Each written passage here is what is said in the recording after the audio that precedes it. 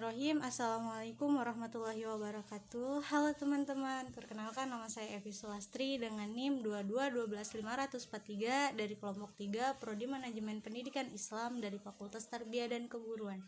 Yang terhormat Ibu dosen pengampu, Ibu Dr. Herna Nelis MPD, dan semoga beliau selalu tetap dalam lindungan Allah Subhanahu wa taala. Amin. Baiklah, di sini saya akan sedikit menjelaskan tentang jenis-jenis perencanaan pendidikan. Jadi, perencanaan pendidikan itu merupakan suatu proses untuk mempersiapkan seperangkat keputusan untuk sebuah kegiatan-kegiatan di masa depan yang akan mendatang.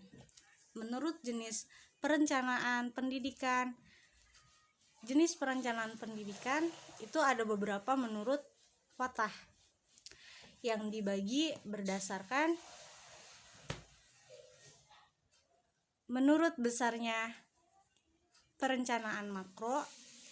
Nah, di sini perencanaan makro adalah perencanaan yang menetapkan kebijakan-kebijakan yang akan ditempuh, tujuan yang ingin dicapai dengan cara mencapai tujuan itu pada tingkat nasional, tujuan yang harus dicapai negara khususnya di bidang peningkatan SDM adalah pengembangan sistem pendidikan untuk menghasilkan tenaga pengembangan baik secara kuantitatif maupun kualitatif. Secara kuantitatif, pendidikan harus menghasilkan tenaga yang cukup banyak sesuai dengan kebutuhan pembangunan, sedangkan secara kualitatif harus dapat menghasilkan tenaga pembangunan yang terampil dan sesuai dengan bidang dan memiliki jiwa Pancasila. Ada 7 contoh dari perencanaan makro, yaitu yang pertama adalah tujuan pendidikan nasional yang telah dirumuskan dengan jelas. Tujuan ini dijabarkan kembali menjadi tujuan-tujuan lebih spesifik. Yang kedua, pemerintah memegang peran utama dalam pengambilan keputusan dan menciptakan mekanisme kerja yang efektif.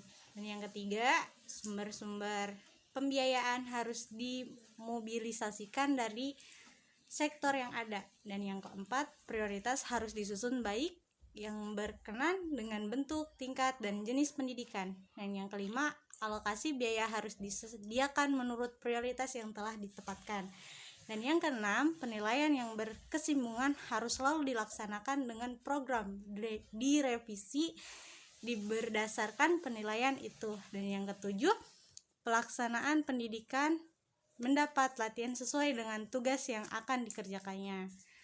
Nah, itu adalah contoh dari perencanaan makro tentang model penerimaan siswa atau mahasiswa baru karena berlaku di seluruh tanah air. Begitu pula perencanaan tentang kurikulum inti untuk SMA. Yang selanjutnya ada perencanaan meso, kebijaksanaan yang telah ditetapkan pada tingkat makro kemudian dijabarkan ke dalam program yang berskala kecil. Pada tingkat ini, perencanaan sudah lebih bersifat operasional, disesuaikan dengan departemen atau unit-unit.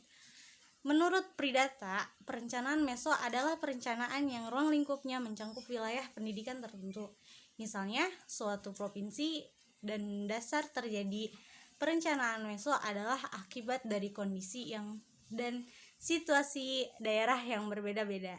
Perencanaan meso di bidang pendidikan menengah dan dasar pada umumnya dipimpin oleh Kepala Kantor Wilayah Departemen Pendidikan dan Kebudayaan di daerah yang bersangkutan. Sedangkan untuk perencanaan lembaga pendidikan tinggi bisa diverifikasi tiap perguruan tinggi di wilayah tertentu dengan mengikut sertakan semua perguruan tinggi yang ada di daerah tertentu. Jadi seperti itu ya guys. Nah, sedangkan perencanaan mikro adalah perencanaan pada tingkat institusional dan merupakan penjabaran dari perencanaan tingkat meso. Kekhususan dari lembaga pendapat perhatian, namun tidak boleh bertentangan dengan apa yang telah ditetapkan dalam perencanaan makro maupun meso. Nah, contoh perencanaan mikro yaitu kegiatan belajar mengajar. Seperti ada beberapa jenis perencanaan pendidikan yang dapat dikategorikan berdasarkan kriteria yang berbeda. Beberapa jenis perencanaan pendidikan yang paling umum adalah berdasarkan skala, atau perencanaan makro. Jenis perencanaan ini menetapkan kebijakan dan tujuan untuk seluruh sistem pendidikan di suatu negara atau wilayah. Dan yang selanjutnya ada perencanaan meso. Jenis perencanaan ini berfokus pada aspek-aspek tertentu dari sistem pendidikan seperti pengembangan kurikulum atau pelatihan guru. Yang selanjutnya perencanaan mikro. Jenis perencanaan ini berkaitan dengan apresiasi sehari-hari sekolah dan ruang kelas. Nah, yang selanjutnya ada berdasarkan jangka waktu. Perencanaan jangka panjang. Jenis perencanaan ini mencakup jangka waktu 10 tahun atau lebih dan biasanya difokuskan untuk pencapaian tujuan utama seperti meningkatkan akses pendidikan atau meningkatkan kualitas pendidik. Dan yang kedua, perencanaan jangka menengah. Jenis perencanaan ini mencakup jangka 5 waktu hingga 10 dan biasanya difokuskan untuk mencapai tujuan seperti meningkatkan kerja siswa dalam mata pelajaran tertentu. Dan yang ketiga, perencanaan jangka pendek.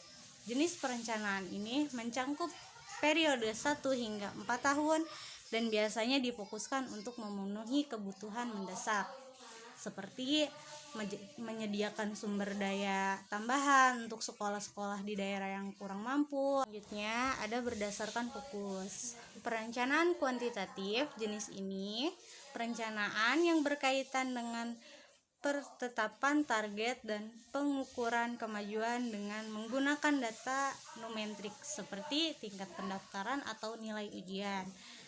Dan yang selanjutnya perencanaan kuantitatif. Jenis perencanaan ini berkaitan dengan peningkatan kualitas pendidikan, misalnya dengan mengembangkan metode pengajaran yang lebih menarik atau meningkatkan lingkungan belajar. Yang keempat, berdasarkan ruang lingkup. Berdasarkan ruang lingkup ini mencakup perencanaan struktural.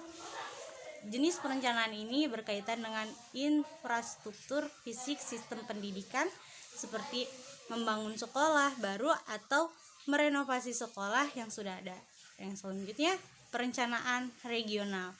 Jenis perencanaan ini berkaitan dengan pemenuhan kebutuhan spesifik dari suatu wilayah tertentu seperti menyediakan sumber daya bahan atau sekolah-sekolah di daerah perdesaan. Selanjutnya, berdasarkan tata kelola perencanaan terpusat. Jenis perencanaan ini dilakukan oleh otoritas pusat seperti pemerintah pusat dan biasanya difokuskan pada pencapaian tujuan nasional.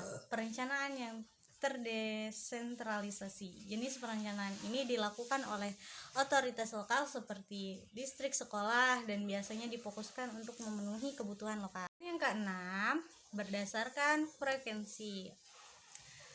Yang pertama, perencanaan rutin. Jenis perencanaan ini dilakukan secara rutin seperti 1 tahun atau 2 tahun dan biasanya difokuskan untuk mempertahankan status quo. Dan yang kedua, perencanaan pengembangan. Jenis perencanaan ini dilakukan secara berkala seperti 5 tahun dan biasanya difokuskan untuk mencapai pertingkatan yang didefinisikan dalam sistem pendidikan. Nah, jadi secara keseluruhan perencanaan pendidikan adalah suatu proses penting yang membantu memastikan bahwa sistem pendidikan efektif, efisien, dan adil.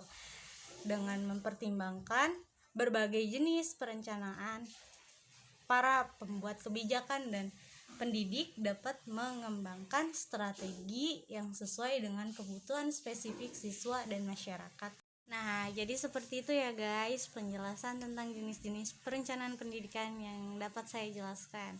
Mohon maaf apabila ada kata-kata yang salah atau penjelasan materi yang kurang tepat, karena kebenaran hanya milik Allah Subhanahu wa Ta'ala.